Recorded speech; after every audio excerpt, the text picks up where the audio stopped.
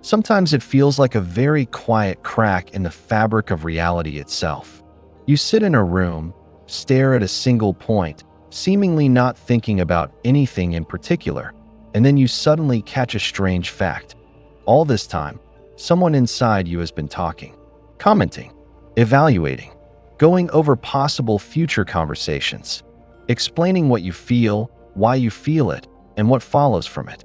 And the strangest thing is that you are so used to this voice that you almost never ask yourself the question, who exactly is speaking? You call this voice yourself. You think that this is you. But perhaps this is exactly where the most subtle and the deepest mistake a person makes for almost their entire life begins. Because the person in your head is not you. It is a story about you. It is a version. It is an image. It is a character that you carry with you, like an inner translator between yourself and the world. You can notice this in the most ordinary moments. You walk down the street, and there is a dialogue inside. You talk to someone, and at the same time a commentary is already sounding in your head. How you look, whether you are speaking correctly, whether you said too much, whether you looked foolish. You do something, and almost instantly an evaluation appears inside. Fine, bad, could have been better, again not right. This voice almost never falls silent. And the strangest thing is that we take it for the center of our personality, for the I, for who we are. But try to notice one very simple thing. You hear this voice. You can observe it. You can notice how it appears and disappears. And that means it is not you, because you cannot observe yourself as an object. You can only observe what appears inside you. This voice is an object in your consciousness, the same as a sensation in the body, like a sound outside the window, like an image in memory, like any thought. But we merge with it so much that we stop seeing the difference. And here a very strange form of life begins. You live not as a living being that feels, moves, reacts. You live as a character whom someone is constantly watching and constantly judging. And that someone becomes you yourself. Inside almost every person, there is constantly an observer, a judge, a commentator, someone who looks at your life and says, this is allowed, this is not, this is good, this is bad, this is right, this is shameful, this makes you look foolish, this makes you look worthy. And over time, this voice becomes louder than life itself. You no longer feel so much as you evaluate what you feel. You no longer live so much as you check whether you are living correctly. And here an almost imperceptible substitution happens. The center of your life becomes not experience, but image. Not what is happening, but what it means. Not you, but the person in your head. And this person is almost never satisfied, because he does not live in reality. He lives in comparison. He compares you with others, compares you with who you should be, compares you with a past version of yourself, compares you with an imagined ideal version. And almost always you lose in this comparison.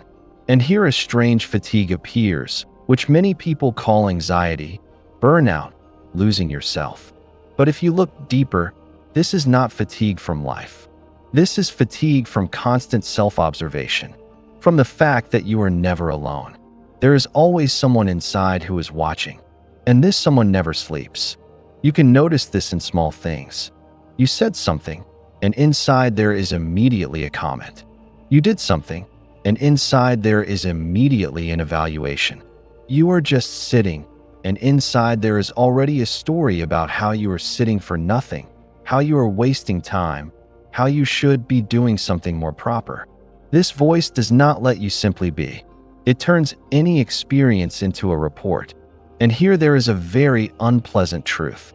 Most people think that this inner voice is their I, their personality, their essence. But if you are honest, this voice is rather a function of survival, a function of control, a function of adaptation. It is needed to predict, to avoid dangers, to fit in, to not be rejected, to not look foolish, to not lose your place, to not lose love. But the problem is that over time it begins to live instead of you. It becomes the main one, and you begin to live as if you are constantly writing a report about yourself, as if your life is not what is happening, but how it looks and how it can be explained. And here another very strange thing appears. You begin to confuse yourself with the story about yourself. You say, I am an anxious person, or I am insecure, or I am complicated, or I always ruin everything, or I am just like that. And you do not even notice that all of this is not you. These are descriptions. These are labels. These are interpretations. These are words. But you are not words. You are what happens before words. You are what feels before it is named, what reacts before it is explained, what lives before it is turned into a story. But we learn to live in stories so early that we forget that it is possible to live differently. From childhood, we are taught to talk about ourselves, who you are, what you are like, what you can do, what you love, what is wrong with you. And gradually this story becomes more important than the experience itself. You are no longer just sad. You are a person prone to sadness. You are no longer just afraid. You are anxious. You are no longer just making mistakes. You are the one who always makes mistakes. The story becomes your prison. And here there is one thing that almost no one notices. The person in your head is always a little behind reality. He describes what has already happened. He cannot live in the present. He can only comment on it. And you live faster than any comment. First you feel, and then a thought appears. First you react, and then an explanation appears. First you live, and then a story appears. But because the story sounds louder than life itself, it seems as if it is the main thing. And here an almost imperceptible loss of contact with yourself happens. You begin to live not from sensations, but from concepts. Not from what you feel, but from what is known about you, even if it is known only to you. And here it becomes very hard, because the person in your head is an extremely harsh creature. He is almost always dissatisfied. He almost always thinks it could have been better. He almost always criticizes, compares, pushes. He does not live. He manages.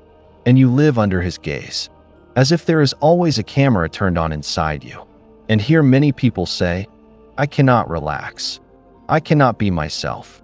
I do not understand who I am. But the truth is that they know very well who they are. They know their story, their role, their image. They just have not felt for a long time what it means to be without a comment, without an explanation, without an inner spectator. And here a very strange fear appears. Because if you imagine for a second that this voice falls silent, who will remain? There will be no story. There will be no image. There will be no familiar I. Something living will remain, but undescribed. And that is frightening, because an image is control, and life is uncertainty. And that is why we hold on to the person in our head so much. Even if he makes us unhappy, even if he constantly criticizes, even if he never gives us peace, because he is familiar, and life without him is unknown. But here is what is strange. You have already been there sometimes. In those short, rare moments when you forget about yourself, when you are completely immersed in something, in music, in the road, in movement, in work, in a conversation, in silence. And in those moments there is no person in your head. There is only what is happening. And it is in these moments that people most often feel a strange, quiet relief, as if a heavy costume has been taken off them for a second. And here a very important understanding appears. You are not the voice. You are not the story. You are not the character. You are what all of this appears in. You are not the thought. You are what notices it. And here you do not need to draw any conclusions. You do not need to become different. You do not need to fight thoughts. You do not need to try to destroy the inner voice. It will be there anyway. The only question is who is in charge here. Are you the life in which the voice appears? Or are you the voice that is trying to control life? And perhaps the quietest and most important shift in life happens not when you become a better version of yourself, but when you suddenly begin, from time to time, to notice, right now it is not life that is speaking. Right now the character is speaking. And in that moment, a tiny distance appears between you and this voice. Very small, almost imperceptible, but it is exactly into this space that, For the first time in a long while, something living begins to enter. Because life does not happen in the story, it happens before it. And perhaps the only real freedom that is available to you is not to get rid of the story about yourself, but simply to remember, sometimes, that it is only a story. And you are not it. You are what it appears in.